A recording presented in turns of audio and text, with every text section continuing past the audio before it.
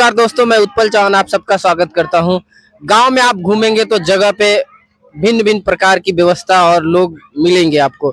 मैं हूं, एक ऐसा गांव है, बलिया जिला में ही है। मैं यहां पे आया, मैं देखा कि एक यादव परिवार है, उनके दादाजी का आज पुण्य तिथि है क्या, और ये बुद्ध धर्म से इसको अखंड विहीन, ब्राह्मणवाद विहीन, अंधविश्वास विहीन जो भी परंपरा है हम उसको फॉलो करते हैं, जिसमें वैज्ञानिक तर्क हो। ऐसी कोई परंपरा जो पीढ़ी दर पीढ़ी आ रही थी, चलते आ रही थी। कुछ लोग हैं जो इस देश में आपको हमको स्वर्ग और नरक का लालच देते हैं। तो हमने इस पे बड़ा सोचा, बड़ा पढ़ाई की, समझा। जब पेरियार ललई सिंह यादव जी को पढ़े, डॉक्टर बाबा साहब अम्बेडकर जी को पढ़े, तथागत बुद्ध को पढ़े, तो हमको समझ में आया कि सब ढोंग पाखंड है। ये 3% जो मनवादी विचारधारा के लोग हैं उनके लिए बिजनेस है, इनके लिए धर्म बिजनेस है। तो हमने सोचा कौन सा ऐसा रास्ता मार्ग चुने जिसमें भारत को, लोगों को, समाज के लोगों को एक वैज्ञानिक सोच जाए। तो सब कुछ अध्ययन करने के बाद मुझे ये समझ में आया कि एक बुद्ध का ही धर्म है जो मनुष्य को मनुष्य बनाता है, देश को, विश्व को जोड़ता है, मानव में प्रेम सिखाता है। तो हमने शुरुआत की अपने गांव भगवानपुर, बागी बलिया, उत्तर प्रदेश की धरती से। इसका तो विरोध भी बहुत हुआ होगा आपको। और सर, हमने ये हिम्मत, विरोध जो झेलने की हिम्मत है, हमारे बहुजन नायक महात्मा फुले जी, सावित्रीबाई फुले, जब उनके जीवन चरित्र को पढ़ा तो समझ में आया कि विरोध करने वाले जो लोग हैं वो अपने ही घर में होंगे। जब आप विचारधारा से लैस होंगे, जब आपको समझ में आ जाएगा सत्य असत्य, गलत सही, तो ये जीवन क्या है।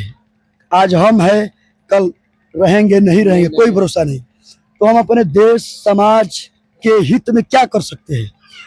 सब सारे जीव जन्म लेते हैं, मरते हैं, सत्य है, सब लोग जानते हैं। तो अभी तक हम पढ़ते आ रहे थे अभी तक कि ये पहली बार हुआ है हमारे गांव में। हमारे घर से स्टार्ट हुआ है। अब मैं लोगों से गुजारिश करूंगा, खासकर यादव समाज से, SC ST OBC समाज से, इस देश के तमाम 97% मूल निवासी समाज से ये कहूंगा, आग्रह करूंगा कि आप देखिए कि आज जो इटावा कांड हुआ, इटावा तो बहुत खतरनाक कांड हुआ है, उससे आपको सबक लेना चाहिए। आपके नेता माननीय लालू प्रसाद यादव हो, काशीराम साहब जी हो, मुलायम सिंह जी हो, मायावती जी हो, इनकी लड़ाई हमारे भविष्य के लिए थी, उनका मार्ग हमारे लिए था। उनको गाली देने वाले कौन थे? कौन से लोग थे? वही 3% वाले लोग।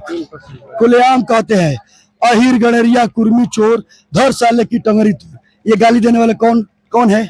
तो ऐसे लोगों को हम अपने घर बुला के क्यों संस्कार कराएं?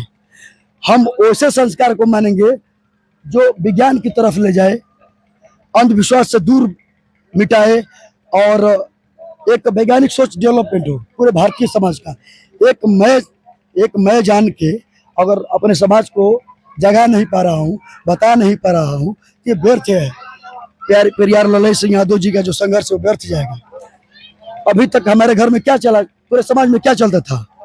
राम नाम सत्य है। अगर राम नाम सत्य है तो ये मनुवादी क्यों नहीं शादी में बोलते राम नाम सत्य है? जन्मदिन में क्यों नहीं बोलते राम नाम सत्य है? क्यों नहीं बोलते? जब राम नाम सत्य है तो शुभ कार्य में क्यों नहीं बोलते ये राम नाम सत्य है? जब सच्ची रामायण पेरियार ललई सिंह यादव जी का पढ़ा तो 1971 में उन्होंने सुप्रीम कोर्ट के खिलाफ लड़ाई लड़ी। सच्ची रामायण जब छापी हिंदी में, पेरियार रामास्वामी नायकर ने इंग्लिश और तेलुगु में छापा था, उसको हिंदी भाषा में उन्होंने जब छापा, उत्तर प्रदेश में, पूरे उत्तर भारत में आग लग गई। सच्ची रामायण आप लोग पढ़िए। पूरे यादव समाज से आग्रह करूंगा, आप लोग पढ़िए। मनवाद, ब्राह्मणवाद, पाखंडवाद से आप बाहर निकलिए, वैज्ञानिक सोच अपनाइए। देखिए, हम युद्ध कोई भी लड़ सकते हैं, लेकिन मनवाद से टकराना है तो आपको विज्ञान की तरफ जाना होगा, अपने महापुरुषों को पढ़ना होगा। महात्मा फुले से लेके संत कबीर दास से लेके तथागत बुद्ध से लेके संत रविदास और अपने पेरियार जी, छत्रपति साहू जी महाराज जी, विश्व रत्न बाबा साहब अम्बेडकर जी, ये हमारे पुरखे हैं। जब इनको पढ़ेंगे तो आपको समझ में आएगा कि जो लोग आपको गालियां देते थे, मैंने सारे धर्म ग्रंथ को अध्ययन किया, मुझे सब समझ में आता है। भारत के 97% लोगों को गाली लिखा है। आप रामायण उठा के देखिए क्या लिखा है, ढोल गंवार पशु शूद्र नारी सकल ताड़ना के अधिकारी। बोले को नारी को इन लोगों ने क्या बना दिया, नारी को पीटते रहो। नारी जो तुमको जन्म देती है, पाल पोस के इतना बड़ा करती है, वो पिटने योग्य है कहाँ से? मनुस्मृति का अध्ययन किया तो उसमें नारी के बारे में क्या लिखा है कि एक स्त्री को जब छोटी है तो माता पिता का अधीन रहना चाहिए, जब शादी हुई तो पति का अधीन रहना चाहिए, और जब बूढ़ी हुई तो बच्चे के अधीन होना चाहिए। क्यों? लेकिन बाबा साहब ने भारत के सभी धर्मों के, सभी जातियों के महिलाओं को हिंदू कोड बिल दे के सबको इससे मुक्त किया कि आप महिला कितना भी पढ़ी लिखी हो, आप एक धर्म गुरु नहीं हो सकती, लेकिन आप इस देश की पीएम, सीएम, डीएम बन सकती है, और ये अधिकार संविधान देता है। और आज सबसे ज्यादा खतरा है कि भारतीय संविधान पे है, जो संविधान दुनिया का सबसे सुंदर संविधान है। यहाँ सबको बोलने का अधिकार है, सबको नौकरी का अधिकार है, समानता का अधिकार है, बंधुता का अधिकार है। इस चीज को समझना होगा। मैं खासकर यादव समाज को यही कहूंगा, SC ST OBC समाज को कहूंगा कि अभी तक दलितों पे अत्याचार हजारों साल से होता रहा है। यहाँ तक कि महिलाओं पे स्तन कर आपको मालूम होगा, मूला कर, देवदासी प्रथा, सती प्रथा इसी देश की उपज है। ये जातिवादी मनवादी लोगों ने क्या किया? विज्ञान पे नहीं काम किया। वॉशिंग मशीन नहीं बनाए तो क्या किया? धोबी बना दिया। चमड़े की फैक्ट्री नहीं खोले, उस पर आविष्कार नहीं किए तो जो चप्पल तो पहनना है, चमार बना दिया। दूध दही खाना है, गेहूं रोटी खाना है, अहिर बना दिया। कपड़ा धोना है, धोबी बना दिया। और हमारे जो सम्राट अशोक मौर्य वंशज, आप पढ़िए सम्राट अशोक का क्या इतिहास है।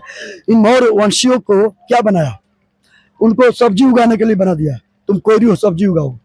इन लोगों ने भारत में जो विकास हुआ है, जो डेवलप हुआ है, विज्ञान का नहीं। अगर ये लोग विज्ञान का काम करते, विज्ञान पे काम करते, आज हम चीन, जापान, अमेरिका, भारत नंबर हो गए, इन सबसे आगे होते हम। इन लोगों ने क्या किया? जातियां बना दी। भारत में 6743 जातियां हैं, और उस जाति में भी साथ साथ कुरी ढकल दिया, बता दिया। और हमारे समाज की गलती भी है, मनुवादी तो जाति का लाभ उठाता है ना, लाभ पक्का बात है। मनवादी वो तो जाति का लाभ उठाता है। आपको जात में बांटेगा कैसे? चमार समझ रहा है कि हम डोम से ऊपर हैं, नेटुआ भाई समझ रहे हैं कि हम दोनों से ऊपर हैं, राइट ना? और यादव समझ रहा है कि हम तीनों से ऊपर हैं। लेकिन मनवादी चुटियाधारी आपको सबसे नीचे मानते हैं। अभी तो आपने एक वो राम अभद्राचार्य, वो अंधा वो आंख नहीं है, बोलता है जो राम को भजेगा वो स्वर्ग में जाएगा। अरे तेरी तो जीवन खत्म हो गया राम को भजते भजते, तेरी आंख तक नहीं आई, तुम्हारी आंख तो नहीं। अगर शक्ति होती राम में तो तुमको आंख मिल जाती।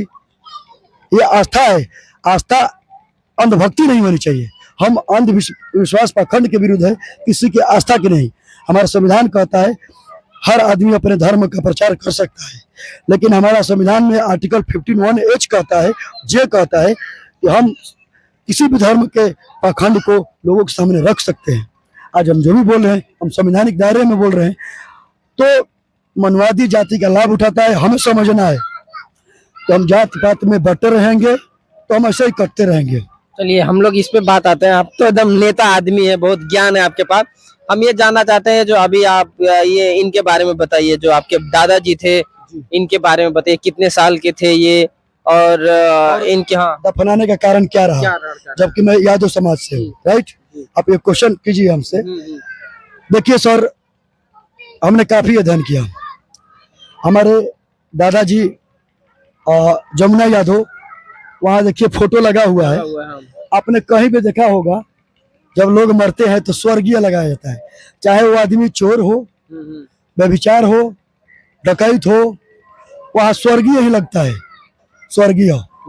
मैं पूछता हूँ, गलत काम करने वाला भी स्वर्ग में जाएगा, अच्छा काम करने वाला स्वर्ग में जाएगा, हाँ? तो ये नरक में कौन जाता है? देखिए, हम अपने दादाजी के फोटो में सिर्फ जमुना यादव और उनका जन्म और निर्वाण। दादाजी आज उनका 103 साल वो जीवित रहे, कोई मदिरा पान नहीं, कोई नशा नहीं, विचार अच्छे थे, पॉजिटिव विचार थे, किसी के प्रति कोई भेदभाव नहीं। विचार सही होंगे तो आपकी बॉडी का सेल्स मजबूत रहेगा, आप लंबी वायु जाएंगे। लेकिन आप क्रोध में रहेंगे, दूसरों से जेलसी करेंगे, तो आपको खुद को बुद्ध कहते हैं कि क्रोध और जेलसी बोले तो अपने हाथ पे कोयले का आग जो है वो रखने के समान है, रखने के समान है। आप खुद से जल रहे हैं, आप अपने खुद को डिस्ट्रॉय कर रहे हैं। तो हमने सब कुछ पढ़ने के बाद ये दफनाने का जब हमने काम किया, तो एक्चुअली मैं अपना नाम आपको बताऊंगा, मैं अपना नाम लिखता हूँ, अम्बेडकर वादी अहिर पेरियार चंदन सिंह यादव विद्रोही। वो लंबा नाम है आपका तो। ये नाम नहीं है, इसमें इतिहास है। अगर ये नाम का इतिहास लोग समझ गए तो समझ में आ जाएगा हमें करना क्या है। तो हमने रिसर्च किया अपने इस शरीर पे। हमारा शरीर 4 तत्वों से बना है, भूमि, गर्मी, वायु और पानी, इन 4 तत्वों से। बॉडी में ऑक्सीजन लेवल कितना चाहिए? कम से कम 90 प्लस होना चाहिए। अगर 90 प्लस ऑक्सीजन लेवल नहीं होता है तो हमारा बॉडी का कंट्रोल नहीं रहेगा, यहाँ तक कि डेथ भी हो सकती है। अगर शरीर में 70% पानी नहीं होगा तो हमें प्यास लगती है, राइट। तो जब हम मृत शरीर को नदी के किनारे जलाने जाएंगे तो कम से कम 2 कुंटल 3 कुंटल लकड़ी जलाएंगे। उससे जो कार्बन प्रोड्यूस होगा, जो कार्बन प्रोड्यूस होगा वो हवा को दूषित करेगा, वो हवा को दूषित करेगा। क्या बात है। तो मान के चलिए भारत में रोज लाखों लोग मरते होंगे, अगर ये लोग नदी के किनारे करेंगे तो हाँ, जिस ऑक्सीजन से हम, अगर ऑक्सीजन लेवल बॉडी में डाउन हो गया, ऑक्सीजन सप्लाई, अगर ऑक्सीजन गलत तरीके से आ रही है तो हम कितना दिन जिएंगे, कितना दिन जाएंगे? ऑक्सीजन महत्वपूर्ण है। अगर बॉडी की कम हो जाएगा, लाइफ कम हो जाएगा। बॉडी में ऑक्सीजन सप्लाई 3 मिनट के लिए बंद किया तो आज आदमी डेथ करता है। तो जिस चीज से हम जी रहे हैं उसको दूषित नहीं करना है। नदी का पानी पीने के लिए है, और पानी इंसान के लिए एक अहम चीज है। तो इससे 2 फायदे, हमने नदी का पानी भी गंदा नहीं किया, जल प्रदूषण नहीं किया, वायु प्रदूषण नहीं किया, और मुझे गर्व है अपने पुरखे। आपने देखा होगा ना, अभी जो पॉलिटिकल लोग हैं क्या करते हैं, भारत से बाहर जाते हैं तो बोलते हैं हम बुद्ध के देश से आए हैं, और भारत में बुद्ध के खिलाफ युद्ध छिड़े हुए हैं, बोध गया नहीं छोड़ रहे हैं जी। तो बोध गया का देखिए आंदोलन क्या हाल है। इतने जिस देश में जिस देश में बुद्ध का जन्म हुआ, वहां पे बुद्ध के लिए आंदोलन हो रहे हैं, और हमारे साहब फकीर जो है, फकीर साहब बाहर जाके बोलते हैं हम बुद्ध के देश से आए और यहाँ बुद्ध के खिलाफ युद्ध छिड़ा हुआ है। जबकि पूरी दुनिया, भारत की पहचान ही बुद्ध से है। पूरी दुनिया में चले जाइए, राम कृष्ण हनुमान को कोई जानता है क्या? नहीं जानता। ऐसा मत बोलिए कि राम को नहीं जानता, कृष्ण को नहीं जानता सोशल है। मीडिया का जमाना है। नहीं, अभी इस्कॉन टेम्पल पूरा वो यूरोप में काम करता है। जी, जी। बहुत सारी संस्थाएं हैं, मतलब ऐसा नहीं। हाँ, इनके भी माध्यम से लोग जानते हैं। जी। चाइना अच्छा से जानता है, जापान जानता है, ये जानता है। हम ये नहीं बोल सकते कि भैया बुद्ध के ही वजह से जानता है, लेकिन इनको भी लोग जानते हैं। राइट। तो आज एक अफवाह भी फैलाई जा रही है, बुद्ध विष्णु का अवतार थे। क्या आप मानते हैं इस चीज को? बुद्ध ने तो कहा है यहाँ कोई ईश्वर नहीं है, मेरी पूजा मत करना, मुझसे कोई उम्मीद मत रखना, दुख तुमने पैदा किया है, दुख का कारण है, उसका कारण ढूंढो, उसका निवारण मिलेगा। दुख अगर हमने पैदा किया है तो उसका कारण ढूंढेंगे तो निवारण मिलेगा। तो बुद्ध तो डायरेक्ट बोलते हैं कि यहाँ कोई ईश्वर नहीं है, अपदीपो भव। तो उनको अवतार बनाने वाले कौन लोग हैं? यही के लोग हैं। आप चंदन जी अपना पूरा एक बार नाम बताइए जो बता रहे थे आप। साथ ही अपना नाम रखने के पीछे पर्पज है, अम्बेडकरवाद, शुद्ध देसी घी है, शुद्ध देसी घी है, कुत्तों को हजम नहीं होगा। यहाँ जो अभी गोदी मीडिया है, अंधभक्त है, उनको बुरा लगेगा, लेकिन सही है। मैं बोलता हूँ आप लोग एक बार बाबा साहब को पढ़िए, पढ़ने के बाद आपको समझ में आया बाबा साहब ने सबके लिए काम किया है, पूरे विश्व के लिए काम किया है। तथागत बुद्ध का जीवन संघर्ष इसी मनवाद पाखंडवाद के पूरा विरुद्ध था। तो हम अपने देश के मूल निवासी समाज से SC ST OBC यादव गुजर जाट मराठा जो सारी कौमें हैं, सबसे गुजारिश करूंगा आप अपने पुरखों को जानिए। डॉक्टर बाबा साहब ने कहा था they can not make history who forget history.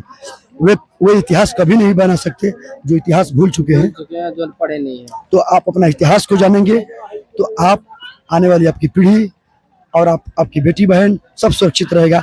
नहीं तो इटावा में यादव जी थे, कृष्ण के वंशज हैं, क्या हुआ उनके साथ, करने वाले कौन थे लोग। हम अपना काम आप लोग से बोलूंगा, अपना काम जीवन हो मरण हो शुभ हो अशुभ हो आप खुद कीजिए, आप काबिल हैं, कोशिश करके देखिए। इतिहास उसका लिखा जाता है जो लड़ने के दो डट के खड़ा होता है, तलवे चटने वाले की नहीं। तो हमारा समाज कहीं ना कहीं किसी न किसी के पैर में गिरना जानता है। लाइन खींचिए, मैं बोलता हूँ पढ़िए, शिक्षित बनिए और संविधान के खिलाफ कभी मत जाइए। जो संविधान के खिलाफ जाता है वो समझिए इस देश का वो दुश्मन है। नहीं, अगर एक चीज बताइए, अगर संविधान में कुछ बाबा साहब भी बोले हैं कि समय समय पे संविधान बदलते भी रहना चाहिए। एक मिनट जी, बंद करो बाबू जी सब बाबा साहब। हाँ, बाबा साहब ये भी बोले हैं कि देश काल पात्र के अनुसार संविधान भी परिवर्तन होते रहेगा। नहीं, जैसे आप आए, आपकी पीढ़ी में तो कोई यादव लोग तो पहली बार हमें देखे, बलिया जिला में यादव पहली बार क्या किए हैं, ये बौद्ध सिस्टम के थ्रू अपने दादाजी का दाह संस्कार कर रहे हैं। और आपने बताया भी साइंटिफिक रीजन कि मैं दादाजी का संस्कार अपने खेतों में उन्होंने अपने दाह संस्कार इनका ये बनाया समाधि कि भैया आप चाहते हैं कि भैया जलाएंगे तो लकड़ी जलेगा, कार्बन पैदा होगा, यही होगा ना। और ये अभी सारे चीज साइंस, लेकिन जो पढ़ा है उसी का, जब आप पढ़े हैं तभी तो हुआ है। तो आप ये अभी तो ऐसा तो नहीं है कि सारा यादव लोग कोई पढ़ा लिखा नहीं है, सब लोग पढ़े लिखे, सब लोग कहीं ना कहीं तो कुछ पढ़े लिखे हैं ना। सर एक बात आप उसको मान रहे हैं, आप उसको जान रहे हैं, आपके हिसाब से ये अच्छा लगा, आप मान रहे हैं, आप सबको बोल रहे हैं कि भैया ये सब चीज बोलिए, ये एक चीज है। अच्छा, एक चीज बस हम ये जानेंगे कि जो आप ये सिस्टम से कर रहे हैं, बुद्धम शरणम गच्छामि के हिसाब से आप अपने बाबा जी का अंतिम संस्कार, आप एक ब्राह्मण लोगों को आप छोड़ के आप बुद्ध की शरण में आए, कहीं ना कहीं इसका तो ये क्रांति विचार है। और कहीं ना कहीं आपको इसको भैया आपको इसका क्या करना पड़ेगा। इसका क्वेश्चन आपके क्वेश्चन में ही है। बाबा साहब इसी धर्म में पैदा हुए थे, इसी धरती पे पैदा हुए, इसी धर्म में, हिंदू धर्म में पैदा हुए थे। क्या वजह थी कि 1936 में उनको घोषणा करना पड़ा कि मैं हिंदू धर्म में पैदा जरूर हुआ हूँ लेकिन हिंदू धर्म में मरूंगा नहीं। और 1956 में सारे धर्मों का अध्ययन करने के बाद बुद्ध धर्म को ही क्यों चुना, इसको समझना है। कुछ तो है। बाबा साहब ने 20 साल कोशिश की, समाज सुधारक रहे। उस समय महात्मा फूले भी, उनकी पूरी लड़ाई किसके खिलाफ थी? छत्रपति साहू जी महाराज की पूरी लड़ाई किसके खिलाफ थी? पेरियार ललन सिंह यादव जी का पूरी संघर्ष, पूरी लड़ाई किसके खिलाफ थी? जब ये समाज को पूछेगा, जानेगा कि हमारे पुरखों की लड़ाई किसके खिलाफ थी, आज भी लड़ाई वही है। तो व्यक्तिगत लड़ाई नहीं है, ये विचारधारा की लड़ाई है, विचार परिवर्तन की लड़ाई है। और विचार परिवर्तन तब होगा जब हम अपने सच्चे इतिहास को जानेंगे, सच्चे संघर्ष को जानेंगे। आज भी गाली सुने है ना, यादवों को मैं बोल रहा हूँ, यादव भाइयों को बोल रहा हूँ। आज आप जैसे बोल रहे हैं कि बलिया में काफी लोग जागरूक है, कर भी रहे हैं। बलिया के पश्चिम जाइए, बहुत चल रहा है। बिहार में अर्जक संघ अपने ललन साहू जी, अरुण कुमार गुप्ता जी, विष्णुदेव यादव जी, दिलीप यादव जी, काफी संघर्ष है उनका वीडियो आप लोग देखिए, सर्च कीजिए, सुनिए। उनका वीडियो मात्र देखने से आपको समझ में आएगा कि कहीं ना कहीं हम ट्रैप हो रहे हैं।